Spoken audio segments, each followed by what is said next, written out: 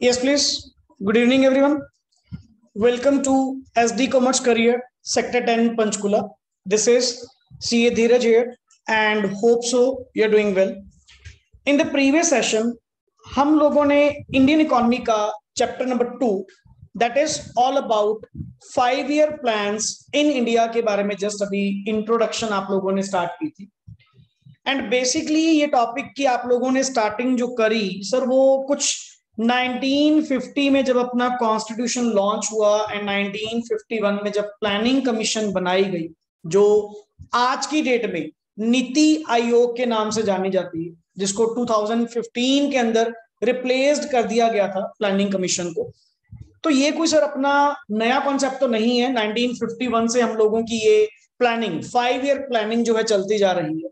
And even हम लोगों ने एक नॉलेज पार्ट में डाटा पार्ट में क्या लर्न करा कि सर ये कॉन्टिन्यूटी में 5 ईयर प्लान नहीं चले, कुछ एनुअल प्लान्स भी आप लोगों के नंबर ऑफ टाइम्स 6 टाइम्स आपके एक बार 3 बार लगातार एनुअल प्लान, फिर एक बार, फिर 2 बार, इन बिटवीन आपके छोटे छोटे एनुअल प्लान्स भी आते रहे.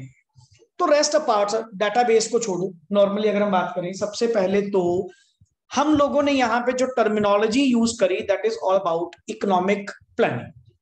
क्लियर? थोड़ा सा जस्ट समराइज करने के बाद नेक्स्ट आगे टॉपिक पे चलेंगे. एक लोग आपने वर्ड क्या यूज करा sir? Economic planning. Economic planning, planning का मतलब क्या होता है? Thinking before doing. और जिस टाइम की आप लोग बात कर रहे हैं 1950 की या 1947 के बाद, जब आप लोगों के हाथ में फ्रीडम आई, इंडिपेंडेंस आप लोगों के हाथ में आई, देन सर हमारे यहाँ पे जितने भी इकोनॉमिस्ट थे, जितने भी हमारे इंडिया के मेन पॉलिटिशियंस, लीडर्स थे, पर्सन थे, उन लोगों का माइंड मैप जो था वो क्या था कि सर अब हमें इंडिया को संभालना होगा, प्रॉपर वे से एडमिनिस्ट्रेशन करनी होगी. अगर सही टाइम पे इसको ना संभाला गया तो जो कुछ रिसोर्सेज भी हमारे पास बचे हुए हैं वो भी बिल्कुल क्या हो जाएंगे? वेस्ट हो जाएंगे. क्लियर? एक तो सर पहले ही 1947 में हम बहुत ज्यादा एक्सप्लॉयट होकर आए थे. तब से लेके अब तक 2 सेंचुरीज तक ब्रिटिशर्स ने हमारे पे क्या करा? रूल करा. तो ऑलरेडी हमारी इंडियन इकोनॉमी तो स्टैग्नेंट एंड बैकवर्ड तो थी ही थी. अभी भी अगर ना संभाला गया तो ज्यादा कुछ नहीं है सर, जो भी माड़े मोटे रिसोर्सेज होंगे वो भी आपके वेस्ट जाएंगे, प्लस आपकी इकोनॉमी डिप्रेस्ड इकोनॉमी की स्टेज में चली जाएगी. देन सर यहां पे एक स्पेशल कमीशन सेटअप की गई, एक स्पेशल प्रॉपर पर्सन की टीम बिठाई गई जिन लोगों का काम क्या है? प्लानिंग करना. Sir what about planning? किस बात की प्लानिंग?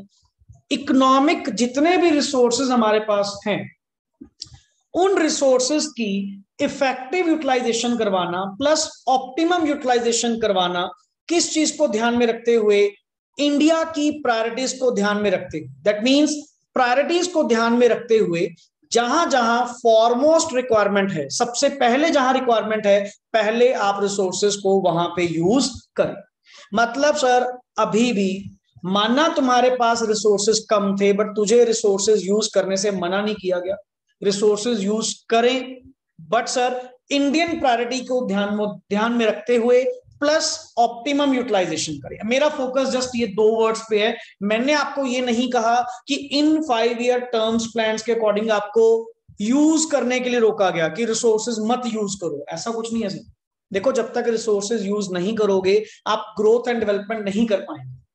ग्रोथ एंड डेवलपमेंट का जो कारण है वो जस्ट एक है, अगर रिसोर्सेज को ऑप्टिमली यूटिलाइज किया जाए, 100% यूटिलाइज किया जाए प्लस टॉप प्रायोरिटी के अकॉर्डिंग. जैसे उस दिन मैंने आपको एग्जांपल दी थी, लाइक सर करंट पार्लियामेंट नया बनाने का एक कॉन्सेप्ट जो इनका लाया गया फॉर द टाइमिंग, ये पेंडेमिक को देखते हुए, कोरोना सिचुएशन को देखते हुए पोस्टपोन कर दिया गया बिकॉज इंडिया में फॉरमोस्ट रिक्वायरमेंट क्या थी? कोरोना की वैक्सीनेशन. कि सर वैक्सीनेशन ड्राइव को प्रॉपर चलाया जाए, जितनी भी population all over India residing है सबको डबल डोज, 2 डोज तो कम से कम या सिंगल डोज तो कम से कम कवर की जाए. एंड सर ये सारा एक्सपेंडिचर गवर्नमेंट ने भी करा प्लस लोगों की मदद से भी हुआ. पेट्रोल डीजल के प्राइसेस बढ़ाए गए, ओवरऑल टैक्सेस बढ़ाए गए, सब कुछ. बेशक देखो गवर्नमेंट कौन सा अपनी जेब से लगाएगी? गवर्नमेंट भी हमारे द्वारा अपॉइंटेड एक एडमिनिस्ट्रेशन है जो लोगों को क्या कर रही है, कंट्रोल कर रही है, एंड कहने को पब्लिक वेलफेयर कर रही है। क्लियर? बट अल्टीमेटली गवर्नमेंट का मेजर रेवेन्यू, गवर्नमेंट का सारा रेवेन्यू कहां से आता है? हम लोगों की जेबों में से। हम लोग सरकार को क्या देते हैं? टैक्स देते हैं, फीस, फाइन्स, पेनल्टीज, अलग अलग तरह की इनकम्स देते हैं, तो सरकार वहां पे चलती। क्लियर? तो ऐसा ही कॉन्सेप्ट, जैसे आपने एक स्टैटिस्टिशियन नाम पीसी, प्रशांत चंद्र महालनोबिस, क्लियर, जो पर्सन के बारे में वहां पे रीड आउट करा कि सर हमारे इंडिया की नेशनल इनकम की एस्टिमेशन में प्लस मेन जो सेकंड 5 ईयर प्लान, क्योंकि फर्स्ट 5 ईयर प्लान तो आपका सक्सेसफुल गया ही नहीं, तब किसको नॉलेज थी? तब किसको इतना पता था कि ऑल ओवर इंडिया को कैसे एडमिनिस्ट्रेशन करें? पहली बार तो प्लानिंग करने लगे थे, पहली बार तो मैनेजमेंट करने लगे थे। अब जैसे कहते हैं एक नए मैनेजर के हाथ में आप मैनेजमेंट दे दो, फर्स्ट टाइम तो सर वो भी सीखेगा, एक्सपीरियंस लेगा, सेकेंड टाइम से धीरे धीरे उसको समझ में आएगा, तो जाके वो इफेक्टिव यूटिलाइजेशन क्या होगी, स्टार्ट होगी। क्लियर? और sir last concept previous class में से हमने सिर्फ प्लानिंग सिर्फ इकोनॉमिक स्फीयर्स के अंदर नहीं, सोशल स्फीयर्स के अंदर भी हमने साथ में साथ कहा, क्योंकि हम नहीं चाहते हमारी इकोनॉमी में सिर्फ इकोनॉमिक इंफ्रास्ट्रक्चर अच्छा हो। अरे सर इकोनॉमिक इंफ्रास्ट्रक्चर को यूज करने वाले कौन होंगे? यूज तो ह्यूमन डेवलपमेंट होगी ना, और ह्यूमन डेवलपमेंट होती है सर मेन दो, one is education and second is health. जब तक इनको साथ में ग्रो अप नहीं करोगे तब तक तुम्हारी प्लानिंग का कोई फायदा नहीं। तो sir rather than economic planning आप कॉम्प्रिहेंसिव प्लानिंग को लेके चले। What do you mean by comprehensive planning? Sir जहां पे economic spheres plus social spheres दोनों को मिलके प्लान किया जाए, डिटेल्ड प्लानिंग की जाए, सो दैट इंडियन इकोनॉमी को फ्रंट एंड से भी बैक एंड से भी क्या मिले, सपोर्ट मिले, ताकि ऑल ओवर जीडीपी रेट आप लोगों का ग्रो करे ही करे। क्लियर? ये हम लोगों का लास्ट वर्ड था कॉम्प्रिहेंसिव प्लानिंग के साथ। नाउ नेक्स्ट ऑन हमारी सर मेन चीज, मेन टॉपिक आज का, need for planning in India. जैसे आप लोगों ने कहा सर इंडिपेंडेंट तो थी, अब जिसके मन में आए जो मर्जी करे, आपको ये एडमिनिस्ट्रेशन का चक्कर डालना, गवर्नमेंट का कॉन्सेप्ट लाना, या ये 5 ईयर प्लान्स की टर्मिनोलॉजी, ये कहां से आपकी समझ में आया कि अपने को क्या जरूरत पड़ी थी ये कुछ करने की? अच्छा भला अपना वो राजा महाराजा सिस्टम चल तो रहा था, प्रोविंशियल स्टेट्स, क्लियर, वो पहले चल तो रहे थे, ये एडमिनिस्ट्रेशन का कॉन्सेप्ट क्यों लाया गया? पढ़िए जी। इंडिया, निशान पढ़ना, India inherited from the British, a backward and stagnant economy. कहते इतना तो तुम्हें पता होगा, तुम लोग जो इनहेरिटेड हो वो कहां से हो? ब्रिटिशर्स से। और ब्रिटिश टाइम के दौरान आप लोगों की इकोनॉमी को दो नाम से जाना जाता था, one is backward and second is stagnant. मतलब सर कोई ग्रोथ नहीं है, कोई डेवलपमेंट नहीं है, विद लिमिटेड स्कार्स रिसोर्सेज, ये आपकी पोजीशन। आगे, it was backward as the level of output and productivity were low. Sir हम बैकवर्ड क्यों थे? क्योंकि हमारा जीडीपी लेवल, हमारी productivity level, level of output हम लोगों का क्या था? कम था। बहुत इंटरेस्टिंग टॉपिक है। वंस जैसे एक बार अच्छे से अगर सुन लोगे ना, next time just single reading लेने की जरूरत पड़ेगी, वर्ड टू वर्ड आपको याद।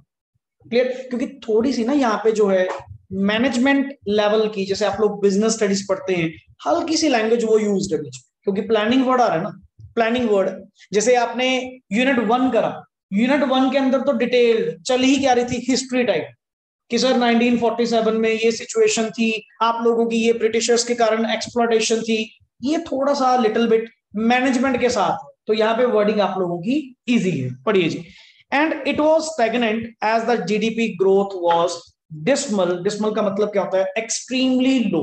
यह वर्ड बोल सकते हो नोशनल, नाम का, कि जिसको आप नाम मात्र कह सकते हैं कि सर कहने को ग्रोथ है, बट अल्टीमेटली सर ये ग्रोथ काउंट नहीं की जा सकती। आगे, सच an economy could not be left to market forces of supply and demand. और आप सोच रहे हैं ऐसी इकोनॉमी को जो बैकवर्ड है, स्टैग्नेंट है, ऐसी इकोनॉमी को हम किसके हवाले कर दें? डिमांड एंड सप्लाई के हवाले कर दें कि अपने आप ही चलता जाएगा सिस्टम?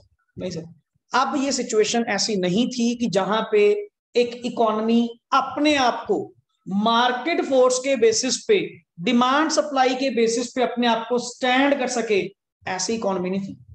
चलो एक थोड़ी सी एग्जिस्टिंग इकोनॉमी भी होती, अगर थोड़ी बहुत अच्छी ग्रोथ भी होती ना, फिर भी मैं मार्केट फोर्सेस के सहारे छोड़ देता।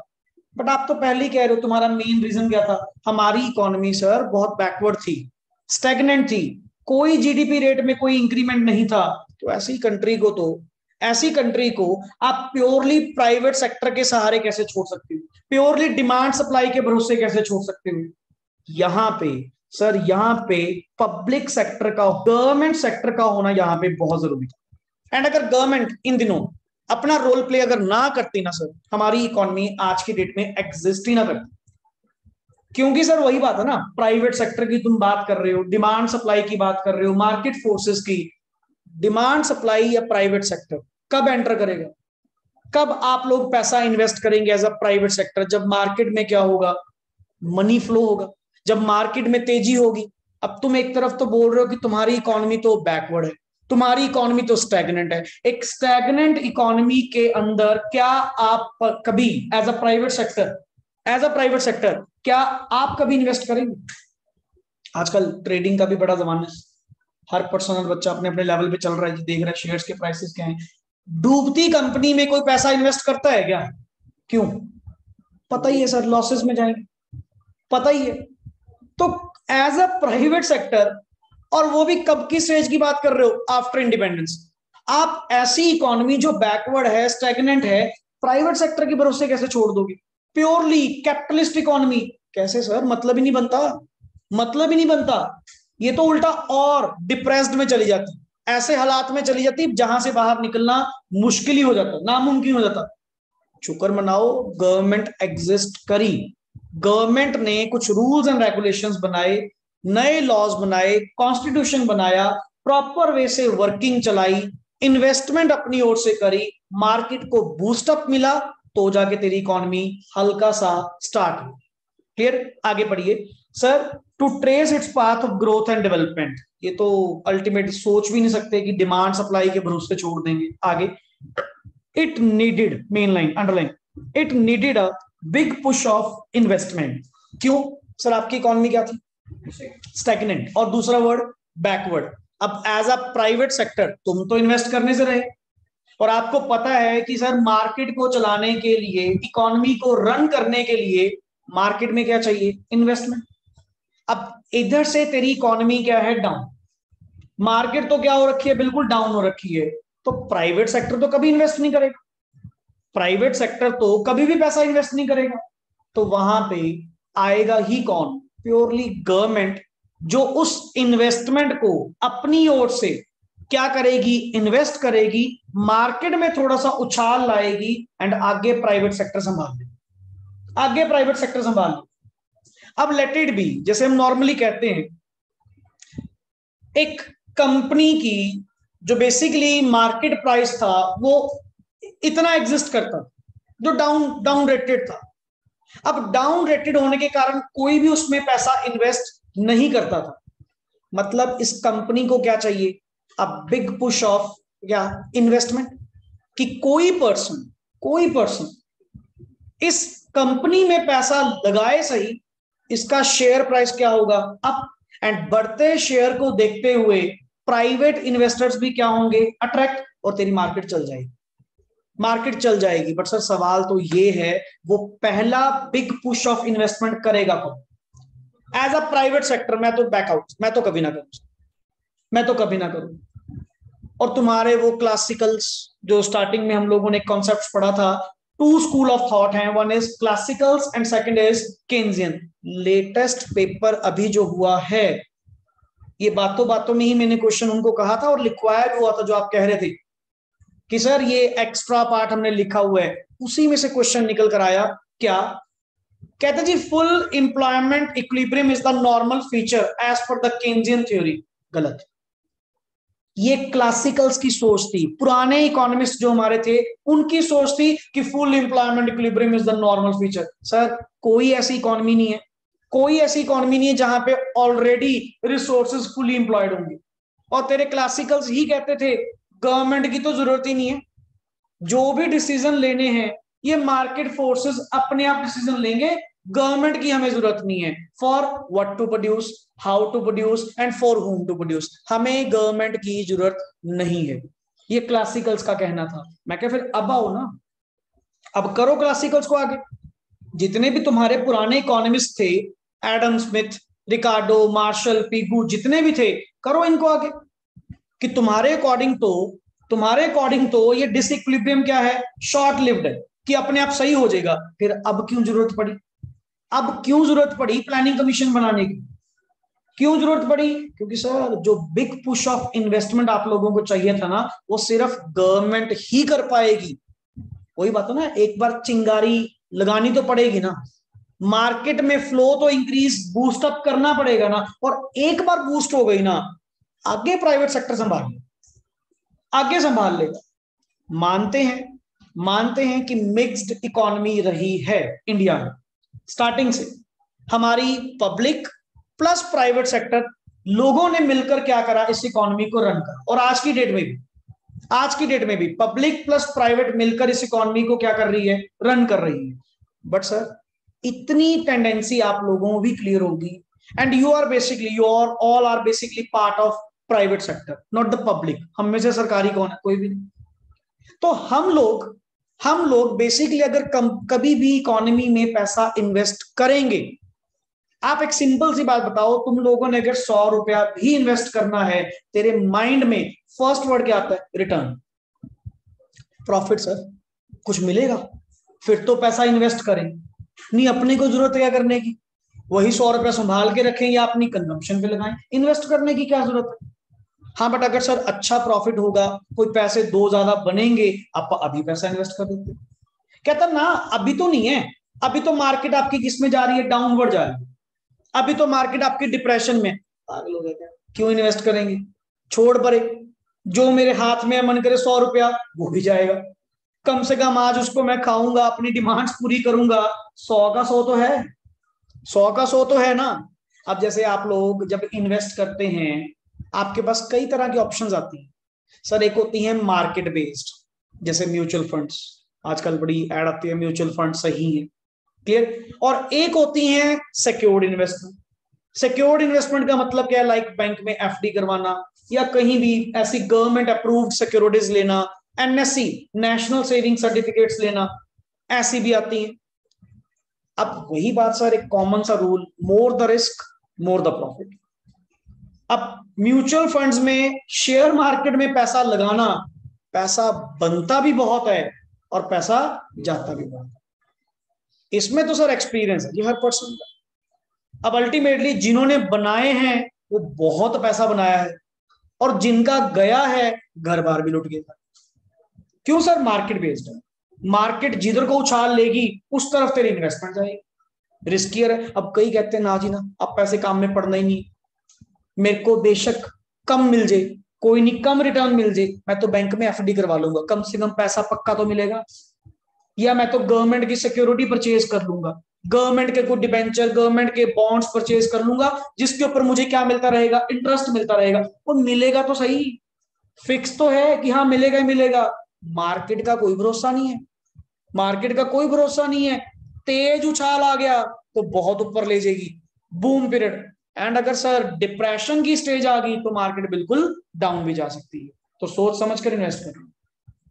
अब आज की डेट में सर कॉन्सेप्ट बहुत ज्यादा इंक्रीज हो गया, बहुत ही ज्यादा, ये जब से एप्स बनी है, अब स्टॉक्स ग्रो, नए नए ट्रेडिंग अकाउंट्स बन रहे हैं, क्लियर, सब में गया, बच्चा बच्चा अपने लेवल पे पॉकेट मनी मिलती है, 2000 3000 चौ में उसने लगा रखे हैं, आपा भी लगा के देखो। और जब वाइप आउट सब साफ हो जाता है, फिर आराम से बैठ जाते हैं कि नहीं आपा आगे से काम नहीं करना। सर अगर नॉलेज है, इंटरेस्ट है, तब पंगा लो, अदरवाइज क्यों अपने पैसे वेस्ट कर।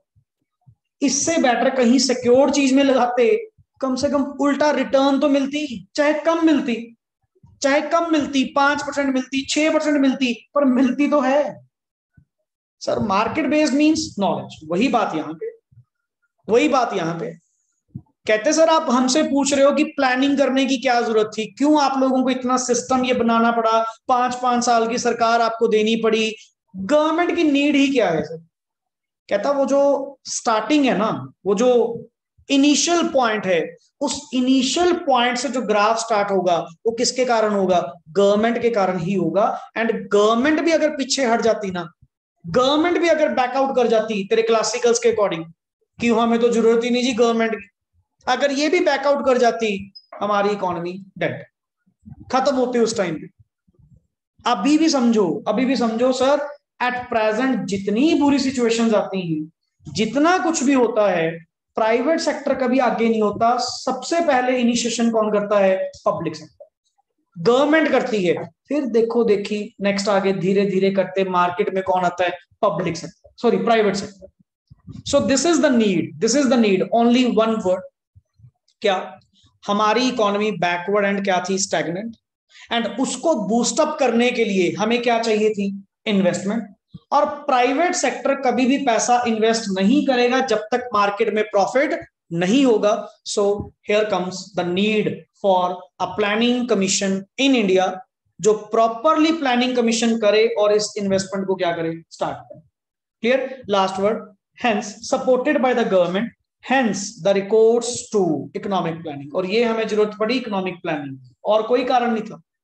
मेन कारण क्या था? इन्वेस्टमेंट को लेकर आना, और स्टार्टिंग में ही प्राइवेट सेक्टर के हाथों में नहीं देना। स्टार्टिंग में पब्लिक सेक्टर इसको लीड करेगा, आगे जाके संभालेंगे किसको? प्राइवेट सेक्टर को, फिर चलाते जाना, बट एक बार हमें स्टार्ट करना। नेक्स्ट आगे अब आता जी economic system and planning in India. हमारे इंडिया का economic system and planning system क्या है? पढ़िए। Planning in India was closely linked to the choice of economic system. Yes. In India, economic system refers to economic order. Economic order in the country. And आपसे अगर पूछा जाए economic system का मतलब क्या है, that means you are asking about क्या? Economic order, कि हमारे यहाँ पे क्या इकोनॉमिक ऑर्डर, कैसे? और जनरली सर हमारे पास दो ही सेक्टर है, one is public sector and second is private sector. यही दो मिलकर क्या कर रहे हैं? ऑल ओवर द इकोनॉमी चला रहे हैं। तो मैं भी तो वही पूछ रहा हूं कि आपके इंडिया में, हमारे इंडिया में कौन सा इकोनॉमिक ऑर्डर या कौन सा इकोनॉमिक सिस्टम फॉलो होता है? मैं तो वही तो पूछ रहा हूं। That is called as economic system. आगे, yes, it encompasses the system of production, the system of resource allocation and the system of distribution of। अब एक चीज बता, सर्कुलर फ्लो ऑफ इनकम में तुमने तीन फेजेस पढ़े थे। तीन फेजेस में number one production, number two income generation and number third expenditure. वही तेरा पॉइंट यहाँ पे क्या कहता जी? मैं आपसे और कुछ नहीं, मैं आपसे जस्ट ये पूछ रहा हूं क्लियर, कि यहाँ पे प्रोडक्शन के बारे में क्या सिस्टम है, नंबर टू रिसोर्स एलोकेशन का, कि जितने भी इकोनॉमी के रिसोर्सेज हैं इसके एलोकेशन कौन डिसाइड करता है, and distribution of goods and services in the economy क्या है? आपसे तो ये पूछना, दैट इज कॉल्ड एज यहाँ का इकोनॉमिक सिस्टम पूछना। यहाँ का इकोनॉमिक सिस्टम पूछना कि यहाँ पे तुम्हारा इकोनॉमिक सिस्टम क्या है, मतलब यहाँ की प्रोडक्शन के बारे में, यहाँ की रिसोर्स एलोकेशन के बारे में, एंड थर्ड यहाँ की distribution of goods and services के बारे में तुम्हारा क्या सिस्टम है, that is called as economic system.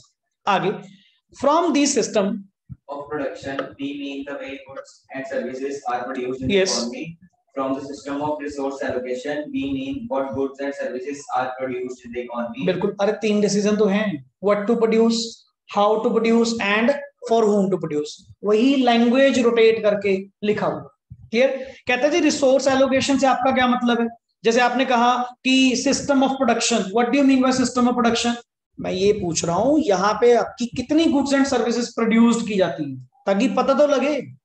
Resource allocation, कैसे कैसे रिसोर्सेज की एलोकेशन की जाती है for the production of goods and services, and बनने के बाद गुड्स एंड सर्विसेज को कैसे डिस्ट्रीब्यूट किया जाता है, क्या प्योरली मार्केट बेस्ड है या कुछ सोशल वेलफेयर भी है, जैसे पीडीएस के थ्रू, पब्लिक डिस्ट्रीब्यूशन सिस्टम के थ्रू, या सरकारी डिपो के थ्रू पॉवर्टी लाइन से नीचे वाले लोगों को सस्ते रेट पे सामान प्रोवाइड करना। क्या तुम्हारे है सिस्टम कोई ऐसा? वही पूछ रहा हूं कि यहाँ का इंडिया का इकोनॉमिक सिस्टम बताओ। पढ़िए, next is, and from the system of distribution we mean the way people get reward from their factor services. Yes. Wages for labor, rent for land, interest for capital and profit for entrepreneurship. Broadly there are three types of economic system. Number one, अब ये आप तीन detail में discuss करने वाले हैं, है easy part, and I think so may be 9th-10th level पे शायद इकोनॉमिक्स में आपने पहले पढ़ लिया हो।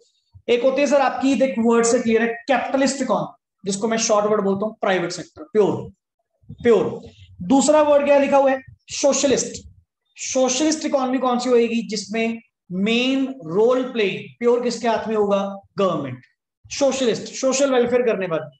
और एक होती है मिक्स्ड। मिक्स्ड मतलब पब्लिक प्लस प्राइवेट दोनों मिलकर चलाती है। क्लियर? चलिए जी, now these systems are differentiated from each other on the basis of, ये जो डिवाइडेशन है ना, ये 2 पॉइंट्स को लेकर है। मेन तो क्या, डिग्री ऑफ फ्रीडम को लेकर, degree of freedom of the market forces को लेकर मेन डिफरेंस है। किसके पास कितना कंट्रोल है, उसी के बेसिस पे 3 अलग अलग इकोनॉमीज आप लोगों के पास बन चुकी हैं। Next is when market forces are allowed to function freely without intervention from the government, कि गवर्नमेंट से डरने की जरूरत नहीं है। मार्केट फोर्सेस अपना डिमांड सप्लाई को देखते हुए अपना रेट तय करें, अपनी प्रोडक्शन क्वांटिटी चूज करें, क्या सप्लाई करना है, क्या डिमांड होगी, एवरीथिंग मार्केट फोर्सेस देखेंगे, गवर्नमेंट का कोई रोल प्ले नहीं।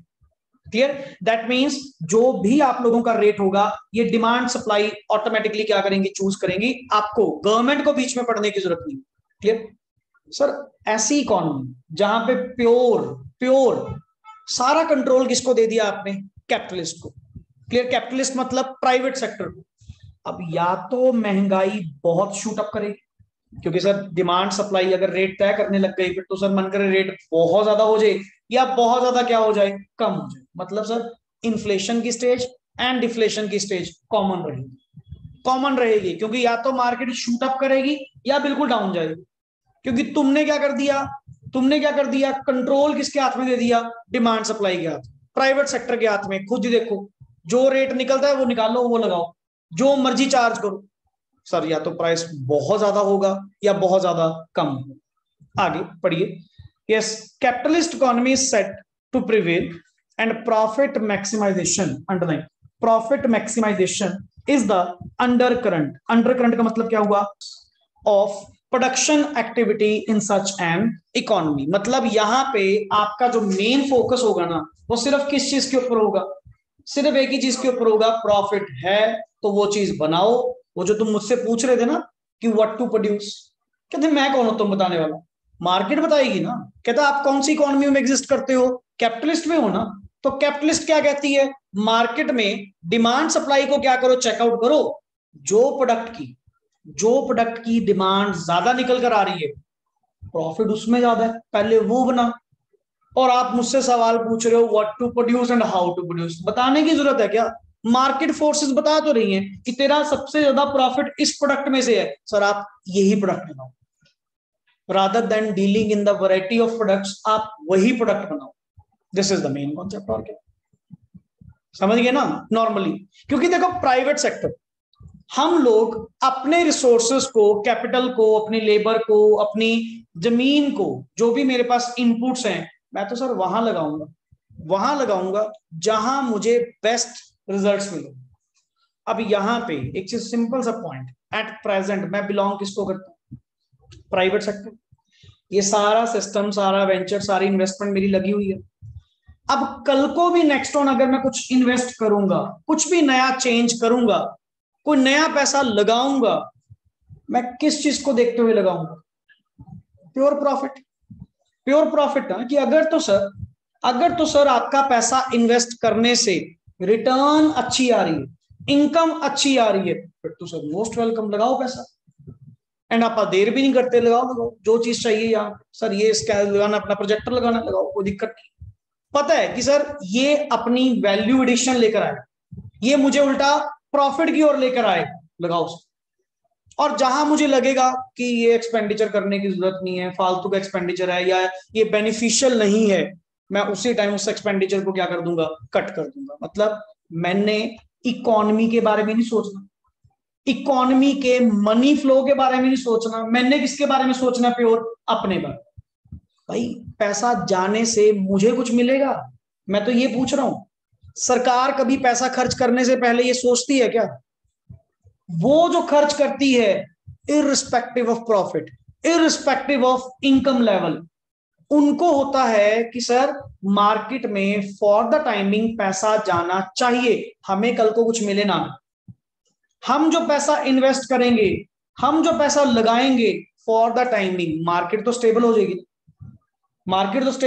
मार्केट को बूस्टअप मिल जाएगा ना, एंड धीरे धीरे करते करते आपकी इकोनॉमी संभल जाएगी। कैपिटलिस्ट नहीं सोचता, कैपिटलिस्ट को कोई मतलब नहीं है कि मैं अगर ये एक्सपेंडिचर करूंगा तो किसी की इनकम बनेगी, और इनकम बनने से अगले का घर चलेगा, उसका घर चलाने के चक्कर में मेरा घर ना उजड़ जाए, कहीं मैं अपनी बिल्कुल डाउन कर लूं इनकम। नहीं नहीं सर, हम नहीं इन्वेस्ट करेंगे। आगे चलिए। यस, एक साइड पे बॉक्स है, एक साइड पे बॉक्स है। What is the free play of market forces? पढ़िए जी।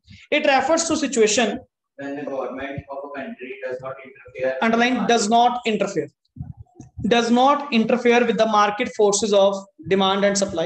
मतलब ऑटोमेटिकली जो आपके प्रोडक्ट की डिमांड है, जो आपके प्रोडक्ट की सप्लाई है, ऑल ओवर अपना रेट तय करो, गवर्नमेंट का कोई लेना देना नहीं है। क्लियर?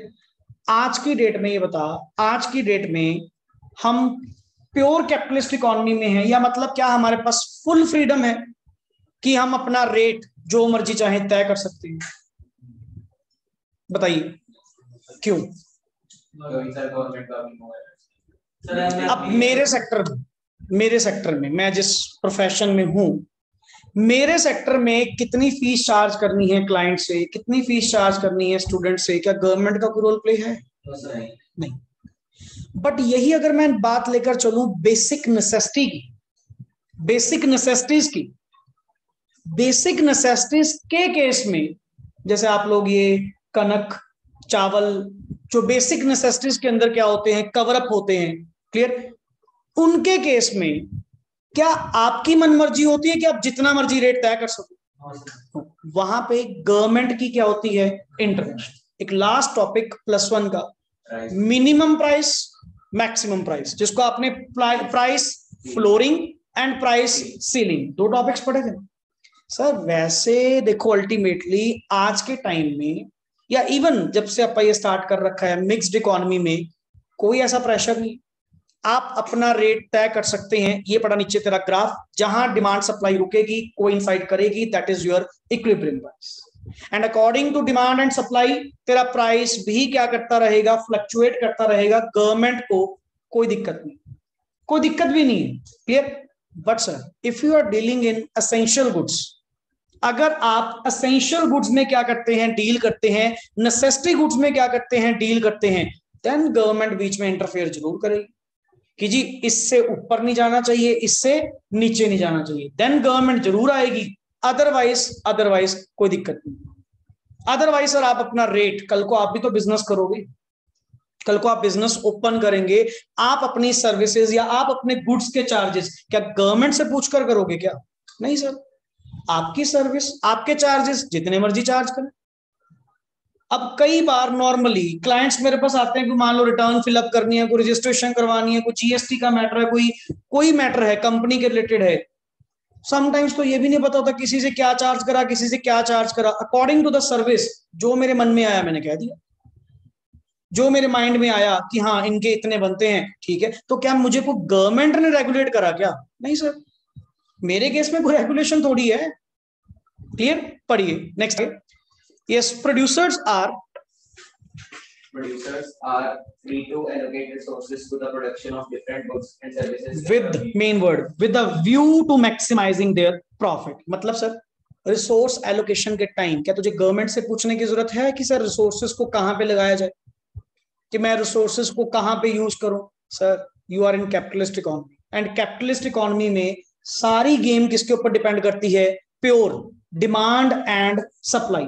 तो जहां से रिस्पॉन्स अच्छा आ रहा है, जहां जिस प्रोडक्ट की डिमांड अच्छी आ रही है, आप उस प्रोडक्ट को बनाओ, आप अपने रिसोर्सेज को वहां लगाओ।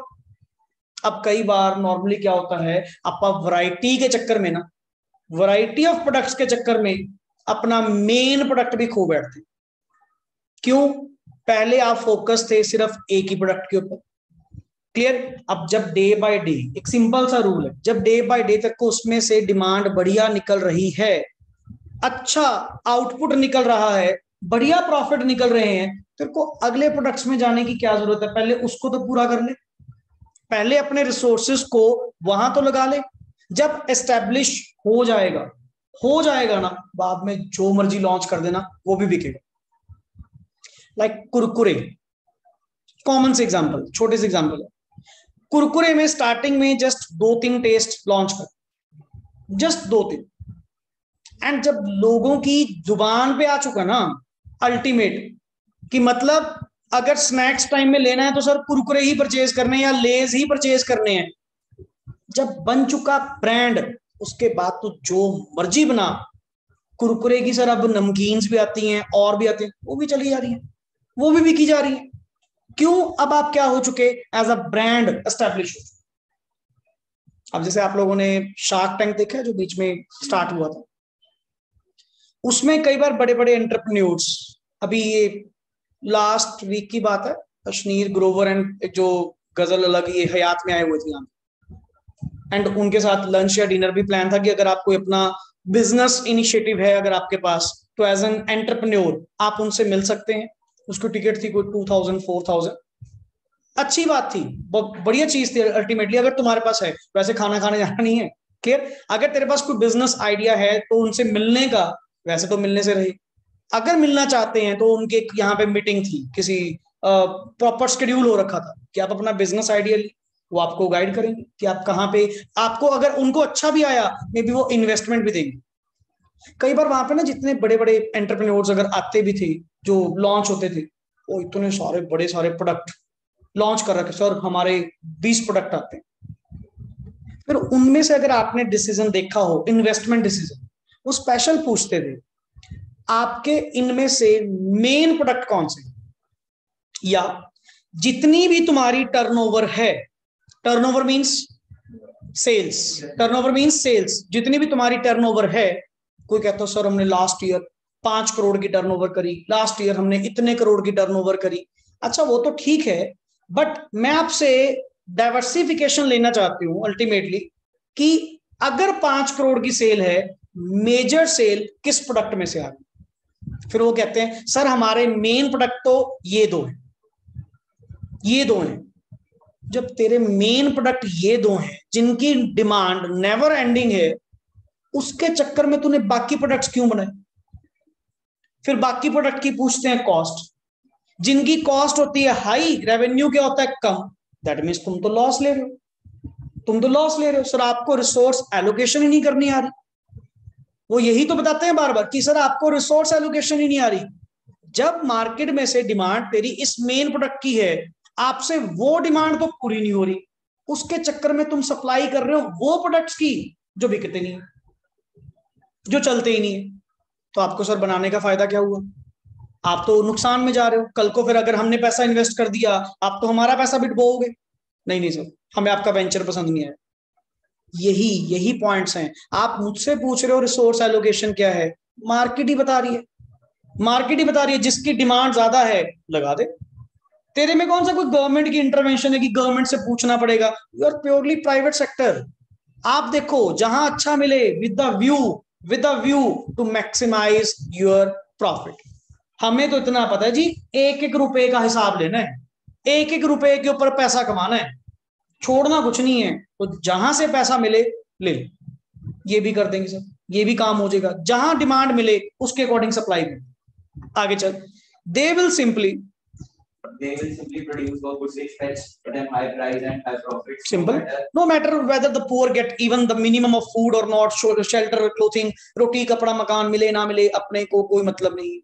मतलब जिसको मैं वर्ड कह सकता हूं, यहां पे लिखें, नो सोशल वेलफेयर। मेरा सर कैपिटलिस्ट इकोनॉमी के अंदर सोशल वेलफेयर नाम की चीज ही नहीं है। कि मैं कह रहा हूं जी सर मेरा प्रोडक्ट तो 100 रुपए का है, पता नहीं गरीब कैसे लेंगे कैसे नहीं। कहता मैंने कौन सा गरीबों के लिए बनाया? हमने तो उन लोगों के लिए बनाया जो हमें हायर प्राइस देंगे, हायर प्रॉफिट देंगे। सिंपल सा रूल है, क्लियर। तो अल्टीमेट कैपिटलिस्ट इकोनॉमी के अंदर नो सोशल वेलफेयर नाम की चीज, क्लियर। प्योर दबा के पैसा कमाओ जहां से मिलता है, जहां से तुझे प्रॉफिट मिले कर, क्लियर। तभी तो प्योर प्राइवेट सेक्टर को हम एंटर नहीं होने देते, क्योंकि हमें पता है आज भी गवर्नमेंट अगर अपना बिल्कुल स्टेक निकाल दे कि लो जी इंडिया को सौंप दिया किसके हाथों में? प्राइवेट सेक्टर के हाथों में, तो महंगाई देख कहां तक जाएगी। अल्टीमेटली सर ऐसे ऐसे चांसेस आएंगे, ऐसे मतलब जो जंप है ना, ऐसे फ्लक्चुएट वाले आएंगे, या तो इकोनॉमी एकदम शूट करेगी बहुत, या इतनी डाउन चली जाएगी जिसको वापस लाना बड़ा मुश्किल हो जाएगा। इसीलिए गवर्नमेंट मिक्स्ड इकोनॉमी में क्या करती है, बिलीव करती है, नॉट कैपिटलिस्ट इकोनॉमी और ना ही प्योर सोशलिस्ट इकोनॉमी में। ऐसा भी नहीं सोशल वेलफेयर ही करते रहो, इधर से जीडीपी रेट का कुछ भी ना करो। मानना तूने यहाँ पे क्या कहा, नो सोशल वेलफेयर, कम से कम ग्रोथ एंड डेवलपमेंट तो है, कम से कम जीडीपी रेट तो है ना। But sir Kalla GDP rate थोड़ी, साथ में सोशल वेलफेयर तो भी होना चाहिए, गरीबों के बारे में तो सोचो, पॉवर्टी लाइन वाले लोगों के लिए सोचो। कैपिटलिस्ट है सर, प्योर पैसा, प्योर पैसा। सोचना है सोशल वेलफेयर में जाओ, सोशलिस्ट इकोनॉमी में जाओ। बट अगर चाहते हो तरक्की करनी है तो प्राइवेट सेक्टर को ही क्या करना होगा, इंक्रीज करना होगा। लाइक आगे पढ़िए, maximisation of profit dominates the process of decision making. Social welfare is given only a notional priority, नाम की प्रायोरिटी। थोड़ा बहुत जो होता है ना, कहते नहीं बिजनेस कर रहे हैं, माड़ा मोटा दान पुण्य कर दिया, अलग बात है, नाम का सर सिर्फ notional priority. Otherwise social welfare नाम की तो हमारे लिए कोई चीज ही नहीं, हमारे लिए जस्ट एक वर्ड है, दैट इज प्रॉफिट। पैसा है तो हम हैं, पैसा नहीं है तो हम कुछ भी नहीं करते। This is the capitalist economy, this is the free play of market forces. ये इसीलिए हम इकोनॉमी इनके हैंड्स में कभी नहीं देते, क्योंकि सर ये तो प्योर प्रॉफिट है सर, प्योर प्रॉफिट। पैसा होगा तो लगाएंगे, नहीं होगा तो रहने देंगे। अब इसको बीट करने के लिए आगे बढ़िए, when the market forces are not freely operative and the government decides what to produce, underline government decides, and the government decides, और कौन डिसाइड करता है, गवर्नमेंट डिसाइड करती है कि what to produce, how to produce and for whom to produce, that economy is called as socialist, जहां पे social welfare को भी ध्यान में रखा जाएगा, गरीबों का ध्यान भी रखा जाएगा, पॉवर्टी लाइन वाले लोगों का भी ध्यान रखा जाएगा। Yes, maximisation of social welfare is undercurrent of production. उसका मेन मोटिव क्या था, कैपिटलिस्ट का मेन मोटिव क्या था, प्रॉफिट। इनका मेन मोटिव क्या है, सोशल वेलफेयर। अब ना तो प्योरली इससे काम चलेगा, ना प्योरली तेरे प्रॉफिट मोटिव से काम चलेगा, हमें तो दोनों का मिक्स लेना पड़ेगा। आगे पढ़ियो, when the government and market forces together decide what to, आगे ना दोनों, गवर्नमेंट एंड मार्केट फोर्सेस, दोनों government and market forces together decide, वही तीन decision, what to produce, how to produce and for whom to produce. जब दोनों मिलकर करेंगे ना, मिलकर करेंगे, that economy is called as mixed economic system, and जिसमें मैक्सिमाइजेशन ऑफ प्रॉफिट भी की जाएगी and maximisation of social welfare भी किया जाएगा। मतलब तरक्की भी करो, साथ में सोशल वेलफेयर भी करो, पैसा भी कमाओ, साथ में गरीबों का भी ध्यान रखो, दोनों तरफ से चलो, नॉट वन साइडेड प्योरली। आगे, yes, maximisation of profit and maximisation of social welfare go hand in hand such an economy. Yes, when 5-year plans were launched, India opted, underline, India opted for mixed economic system। और जब sir ये 5 year plans का system आया तो India ने जो opt करा, starting से ही हमारा जो पैटर्न रहा है, पहले दिन से ही, जैसे चाइना का स्टार्टिंग में जो पैटर्न था, स्टेटिज्म, गवर्नमेंट कंट्रोल, काफी टाइम रहा है, काफी टाइम। बट अपना तो स्टार्टिंग से, इंडिपेंडेंस के बाद पहले दिन से जो हमारी इकोनॉमी रही है, वो कौन सी रही है, मिक्स्ड इकोनॉमी, जहां पे पब्लिक प्लस प्राइवेट दोनों मिलकर क्या कर रहे हैं, काम कर रहे हैं। बट आज की डेट में अगर हम देखें, मोस्टली जैसे स्टार्टिंग में, थोड़ा सा आपको बता देता हूं, जब ये 1951 से लॉन्च हुआ, तकरीबन 30-40 साल, 30 लेके 40 साल मेन रोल प्ले किसके पास था, पब्लिक एंड प्राइवेट सपोर्टिंग था। जैसे मान लीजिए 60-70% वर्क किसका था, पब्लिक के पास, मतलब हर चीज गवर्नमेंट कंट्रोल, एंड 30-40% किसके पास था, तेरे प्राइवेट सेक्टर के पास। बट जब 1991 की पॉलिसी आई, जिसको तुमने नाम क्या दिया, न्यू इकोनॉमिक पॉलिसी ऑफ 1991, जिसमें 3 वर्ड लॉन्च किए गए, क्या, लिबरलाइजेशन, प्राइवेटाइजेशन एंड ग्लोबलाइजेशन। वहां से तेरे प्राइवेट सेक्टर का रोल इंक्रीज हुआ। अदरवाइज अपने इंडिया में भी, ठीक है, तुमने वर्ड क्या यूज करा कि हमारी इकोनॉमी कौन सी थी, mixed, but sir leading role, starting में लीडिंग रोल पहले 30-40 साल किसका रहा है, पब्लिक सेक्टर का रहा। वो तो जब पब्लिक सेक्टर फेल होना स्टार्ट हो गया, तब इनको अकल आई कि नहीं सर, प्राइवेट सेक्टर को इंक्रीज करना पड़ेगा, क्योंकि पब्लिक सेक्टर में करप्शन बहुत ज्यादा बढ़ चुका। आज की डेट में भी जितने तेरे सरकारी महकमे हैं, जितने सरकारी डिपार्टमेंट हैं, सबके फेल होने का या सबके लॉसेस में जाने का कारण क्या है, कोई सरकारी कंपनी, को सरकारी डिपार्टमेंट जो कहता हो कि हमने इस साल इतना प्रॉफिट कमाया, है ही नहीं। हर क्या कहता है, डेफिसिट, इतना काटा हुआ। और उसका कारण क्या है? कारण क्या है सर? करप्शन। बिल ज्यादा से ज्यादा पास होते हैं बट खर्च उतना होता नहीं है। क्लियर? अल्टीमेट उसमें से भी मैक्सिमम कट मिनिस्टर्स, लीगल्स, जितने भी ये पर्सन हैं, सब अपने अपने कट लगा रहे हैं, करप्शन खा रहे हैं दबा के। और वो पैसा किसी का नहीं, वो पैसा पब्लिक का ही है।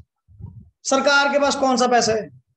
सरकार के पास कौन सा पैसा है जो हम लोगों के द्वारा टैक्स पे किए जाते हैं, हम लोगों के द्वारा इतनी महंगी महंगी रोड एक्सेस दिए जाते हैं, क्लियर, फाइन्स, पेनल्टीज जो पे आउट की जाती हैं, ये सारा सरकार के खाते में तो जा रहा है। जीएसटी सबसे बड़ी इनकम, जीएसटी, इनकम टैक्स, ये सबसे बड़ी इनकम है। आप डेली जितना कुछ परचेज कर रहे हैं, हर आइटम के अंदर आप क्या पे आउट कर रहे हो? जीएसटी पे आउट कर रहे हो। छोटी चीज है सर। और देख, गरीब भी उतना जीएसटी दे रहा है जितना मैं दे रहा हूं। अब 10 रुपए का बिस्किट चाहे आप लें या कोई गरीब पर्सन ले, जीएसटी तूने भी उतना दिया, जीएसटी उसने भी उतना दिया, जबकि तेरा इनकम लेवल और है, उसका इनकम लेवल कुछ भी नहीं।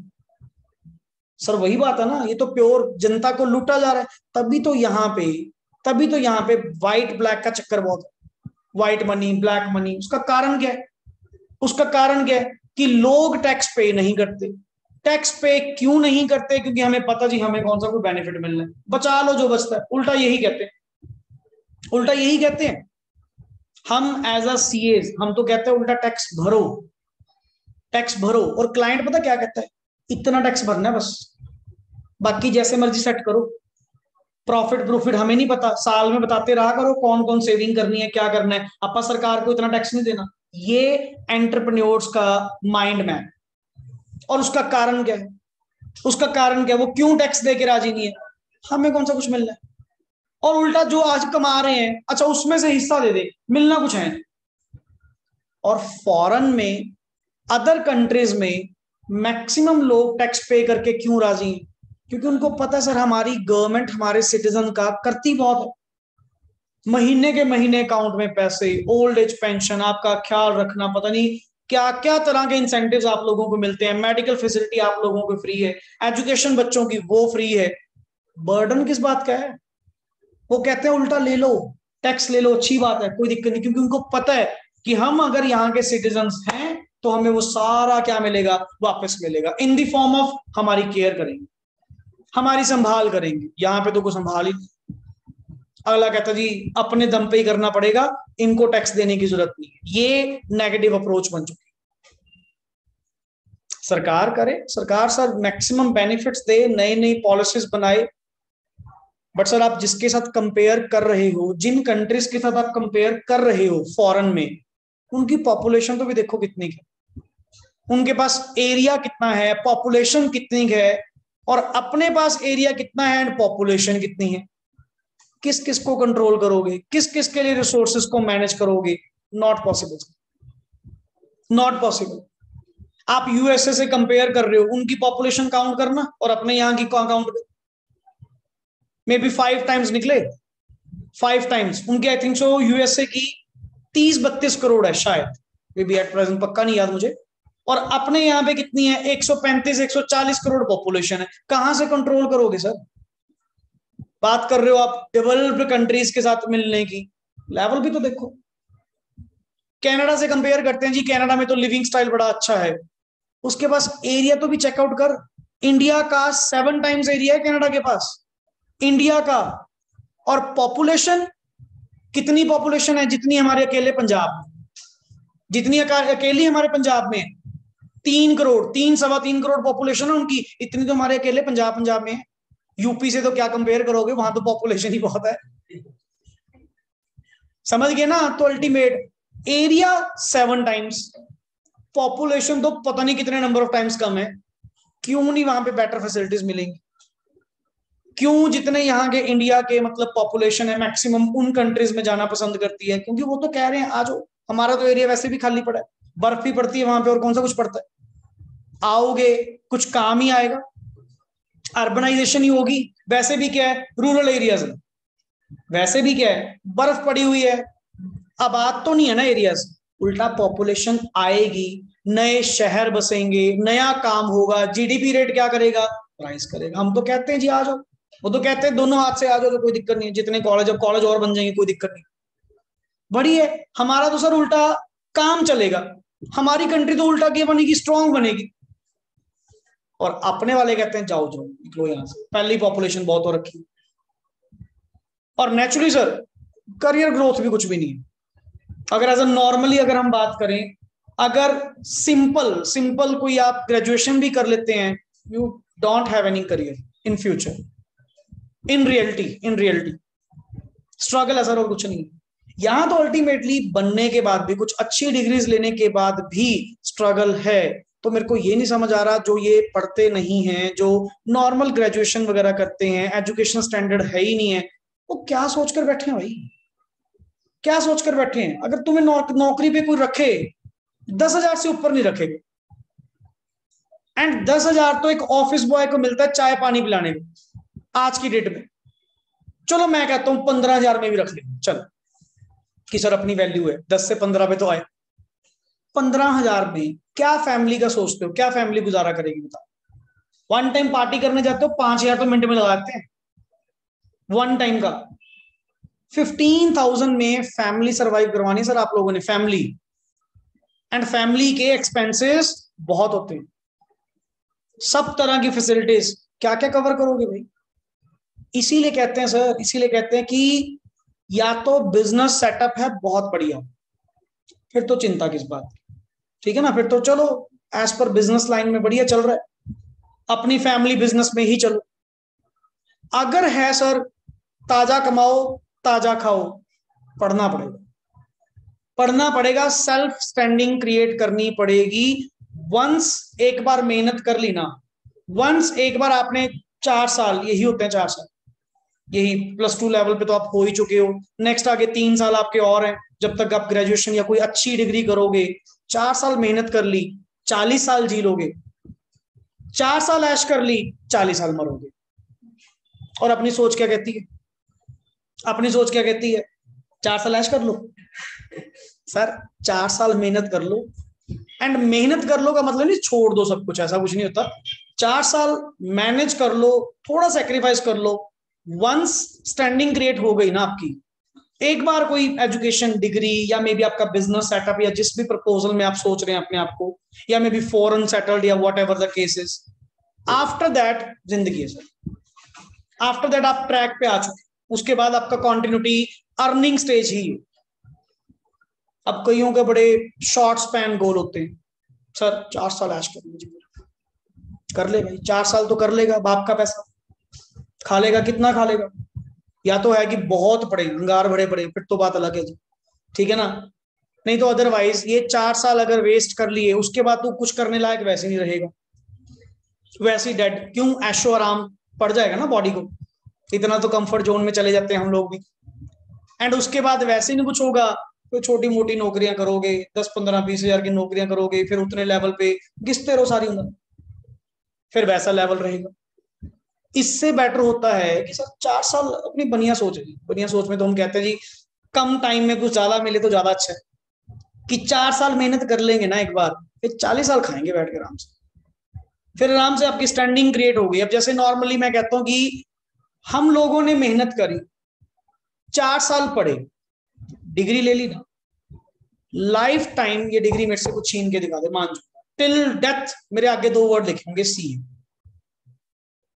तब भी नाम आफ्टर डेथ भी क्या चलेगा, सीए साथ में वर्ड चलेगा। Education is this thing, education ये चीज है जो तुमसे, तुम्हारे से कोई सेपरेबल नहीं कर पाएगा, ये तेरे साथ रहेगी, तेरे नाम के साथ रहेगी। जो भी डिग्री आप लोग करेंगे, जो भी एजुकेशन जिस भी लेवल की स्टैंडिंग क्रिएट करेंगी। एंड अगर आज मैं काम भी छोड़ दूं ना, मैं करूं 2 साल मैंने काम नहीं करना, तीसरे साल भी काम करने जाऊं, बोलो कहां जॉब चाहिए, किस लेवल की चाहिए, एमएनसी में जाना है, फॉरेन सेक्टर में जाना है, जाओ, किस नाम से मिलेगी सर, डिग्री, एजुकेशन के नाम से।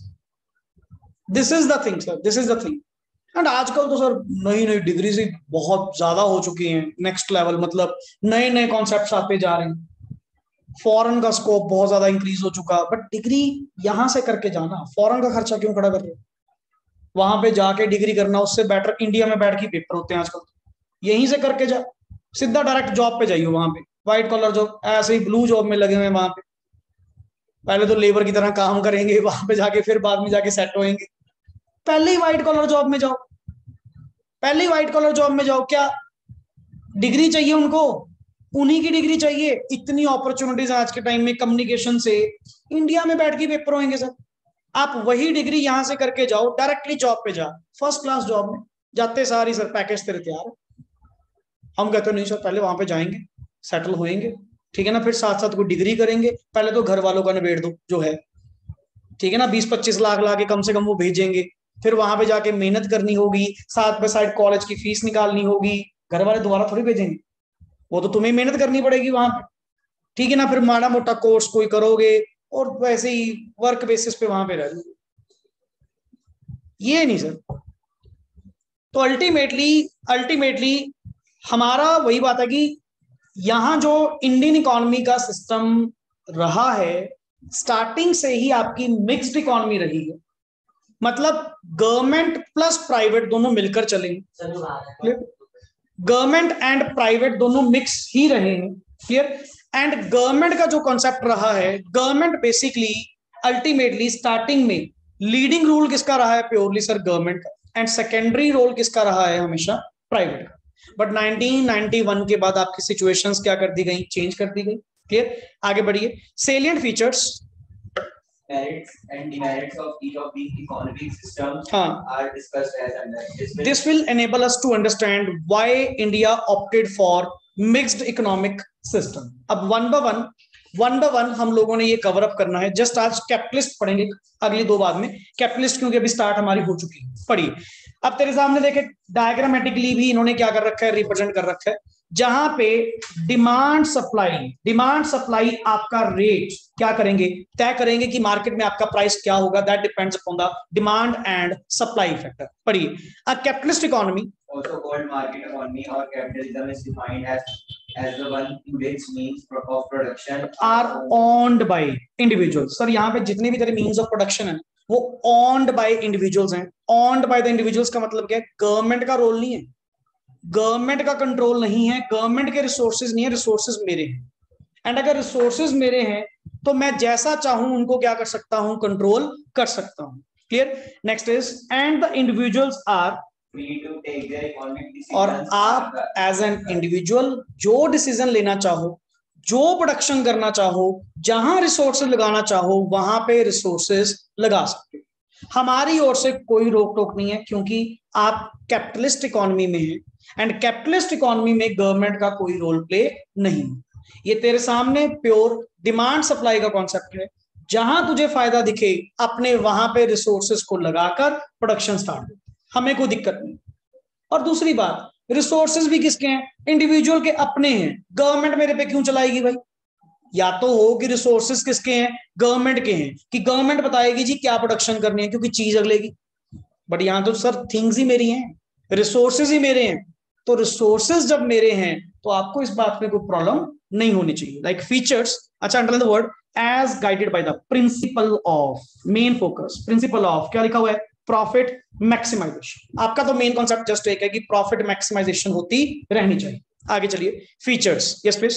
The salient features of capitalist economy are as under। Yes, there is a private ownership of the means of production। बिल्कुल सर, पहली बात अंडरलाइन यहाँ पे, प्राइवेट ऑनरशिप। सर एक तो मीन सोर्सेज की, एक तो प्राइवेट ऑनरशिप है। मेन कारण क्यों ये कैपिटलिस्ट इकोनॉमी इतना चल रही है? एक तो सर मेन कारण क्या है? प्राइवेट ऑनरशिप होना। दूसरा, means of production are used in manner such that profits are maximized। और दूसरी बात सर, हम रिसोर्सेज को यूज ही ऐसा करते हैं जिससे आपके रिसोर्सेज मैक्सिमम प्रॉफिट को लेकर मैक्सिमम प्रॉफिट्स होने चाहिए। नेक्स्ट आगे, if labour is cheap, labour intensive method, वही बात आ गई ना सर, जब तो लेबर सस्ती पड़ती है तो लेबर इंटेंसिव मेथड, जब मशीनरी सस्ती पड़ती है तो मशीनरी का मेथड। आपका सर एक तरफ है ही नहीं, मैं किसकी तरफ हूं? सिर्फ पैसे की हूं। जहां पैसा उधर में, जहां प्रॉफिट उधर आता। अब देख, जबकि आप लेबर इंटेंसिव या कैपिटल इंटेंसिव में से कहीं एक तरफ हो सकते थे ना, जहां फायदा उधर। अगर लेबर सस्ती मिल रही है तो लेबर से काम करवाएंगे, मशीनरी सस्ती मिल रही है तो मशीनरी से काम करवाएंगे। आगे चलिए, ओनली दोज गुड्स, पढ़िए, are produced which can be sold at a profit either in domestic market or foreign market. बिल्कुल sir, underline, at a profit, only those goods, only those goods जो आपको profit दे के जाएंगी। Next, distribution of the goods among people happens on the basis of purchasing power, the ability of people to pay for goods and services. बिल्कुल sir, और हम जो target लेके चल रहे हैं ना कि मैं गुड्स किसके लिए बना रहा हूँ, मेरे को गरीबों से मतलब नहीं है, मेरे को पॉवर्टी लाइन से मतलब नहीं है, मैं टारगेट ही किसको लेके चल रहा हूँ, रिच क्लास या मीडियम क्लास, मैंने उनके लिए बनाया ही नहीं। अब जैसे कह रहे हो सर आपने प्रोडक्ट का प्राइस 100 रुपए रखा, बताओ जी कोई पुअर पीपल कैसे उसको परचेज कर पाएगा, मैंने थोड़ी कहा परचेज करने को, कौन कहता है उसको ये परचेज कर, जो सस्ता आता होगा वो ले ले। मैंने ये प्रोडक्ट बनाया ही किसके लिए है, रिच क्लास के लिए। मैंने जो डिस्ट्रीब्यूशन, हर ब्रांड का, हर प्रोडक्ट का एक टारगेट होता है, टारगेट ऑफ कस्टमर्स, आपने कौन से कस्टमर्स को टारगेट किया।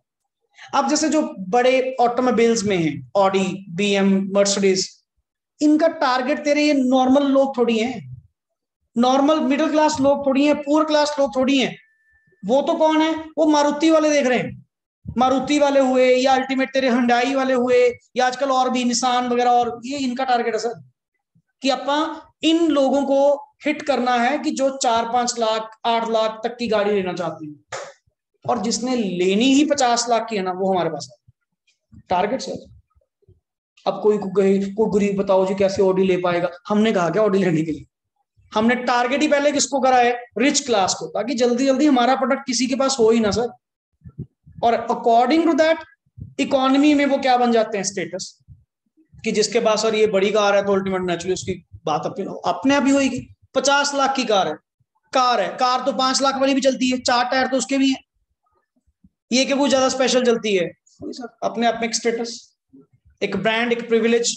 Yes, and the role of government is largely confined. Confined का मतलब होता है लिमिटेड, कन्फाइंड का मतलब क्या होता है, limited to the maintenance of. Government का सिर्फ एक रोल प्ले है, क्या, लॉ एंड ऑर्डर को या डिफेंस ऑफ द कंट्री को बनाए रखना, शांति बनाए रखना। बाकी इसके अलावा production, consumption, distribution, income private sector खुद देखेगा, पब्लिक सेक्टर का यहां पे कोई रोल प्ले नहीं, सिर्फ गवर्नमेंट का तेरे सामने ये रोल है, to maintain law and order या defence of the country, just that.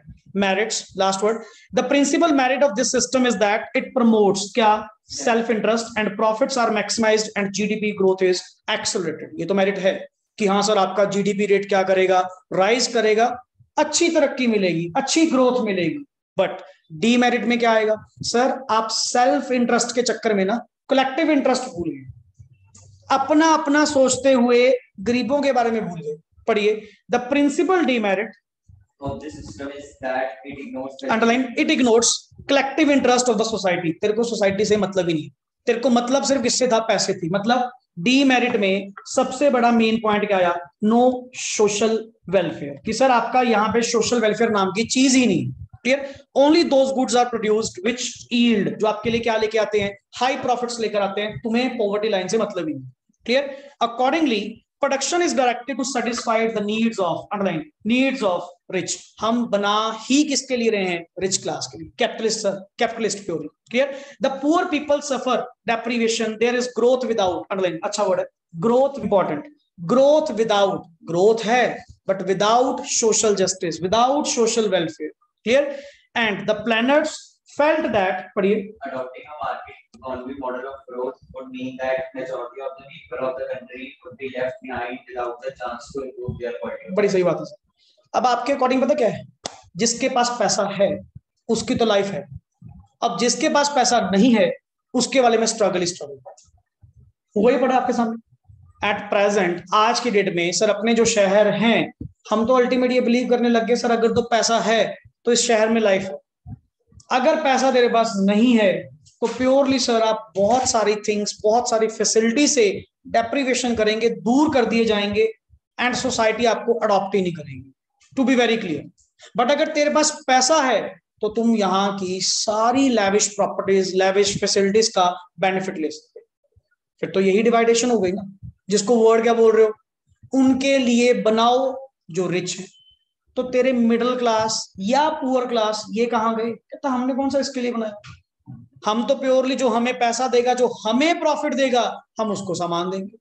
तो मतलब purely sir growth, growth with social justice, sorry without social justice. Growth कर रहे हैं विदाउट सोशल जस्टिस, मेरा सोशल वेलफेयर नाम से कोई भी चीज नहीं। हुआ clear? This is all about capitalist economy, जिसमें आपका प्योर मार्केट फोर्सेस के ऊपर डिपेंड करता है। 3 वर्ड इकोनॉमिक सिस्टम में आपने 3 वर्ड पढ़े, पहला प्रोडक्शन का सिस्टम, दूसरा रिसोर्स एलोकेशन का सिस्टम, तीसरा distribution of goods and services का सिस्टम। और यही जैसे आज आपने कैपिटलिस्ट पढ़ा, कल सोशलिस्ट, मिक्स्ड इकोनॉमी, ये आगे से आगे कॉमन चलते जाएंगे। तो कल नेक्स्ट ऑन लेक्चर जो हमारा होगा वो थोड़ा सा फास्ट होगा, फास्ट इन द सेंस कि सर उसमें जो ये टॉपिक्स हैं, क्योंकि हमने सुने तो हुए हैं, कैपिटलिस्ट के बेसिस पे रिवर्स ही लिखना है। Clear? And such next class में आप लोगों का मनी टॉपिक का इजी सा एक normal test. Clear? So next class आप अपना, मैं पहले ही अनाउंस कर चुका वेंसडे के लिए, वेंसडे आप लोगों का नेक्स्ट क्लास क्या है, मनी टॉपिक का टेस्ट है, तो उसको प्रॉपर वे से प्रिपेयर करके आइएगा। जो भी नोट्स आप लोगों को बनवाए गए हैं उसको अच्छे से रीड आउट करके आइए। Is that clear? ओके जी, थैंक्स अ लॉट।